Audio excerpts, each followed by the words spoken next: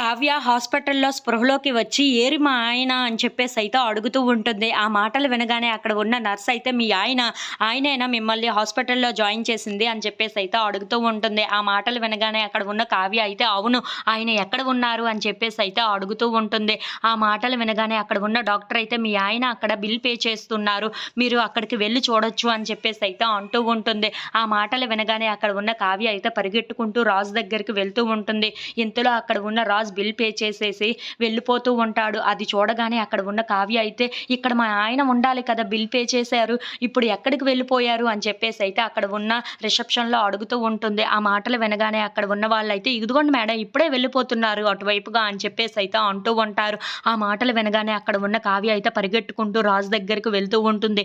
ఇంతలో అక్కడ ఉన్న రాజు కారులో వెళ్ళిపోతూ ఉంటాడు. అది చూడగానే అక్కడ ఉన్న కావ్య అయితే చాలా బాధపడుతూ ఉంటుంది.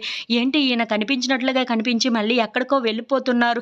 రావాల్సింది మా దగ్గరికే కదా! అని చెప్పేసి అయితే అనుకుంటూ చాలా బాధపడుతూ ఇంటికి వెళ్ళిపోతూ ఉంటుంది. ఇంతలో అక్కడ ఉన్న రుద్రాణి మాత్రం "మీరు ఇంకా నమ్మటం లేదు ఎందుకు? రాజు ఇక రాడు, రాజు లేడు అని చెప్తున్నాను కదా! నాకు ఆ నమ్మకం కలుగుతుంది. కానీ మీకెందుకు కలగటంలో నాకు అర్థం కావటం లేదు. రాజు ఇక్కడ రాడు, రాడు, రాడు" అని చెప్పేసి అయితే అంటూ ఉంటుంది. ఆ మాటలు వినగానే అక్కడికి కావ్య వచ్చి "ఎందుకు రారు? వస్తారు. ఆయన ఉన్నారు. ఆయన బ్రతికే ఉన్నారు" అని చెప్పేసి అయితే అంటూ ఉంటుంది. ఆ మాటలు వినగానే అక్కడ ఉన్న అపర్ణాదేవి, సుభాష్ ఇంట్లో ఉన్న వాళ్ళందరూ అయితే ఒక్కసారిగా షాక్ అయిపోయి కావ్య వైపు అలా చూస్తూ ఉండిపోతారు. ఇంతలో అక్కడ ఉన్న కావ్య మాత్రం "అవును. ఆయన బ్రతికే ఉన్నారు. నేను ఆయన్ని చూశాను ఈరోజు" అని చెప్పేసి అయితే అంటూ ఉంటుంది.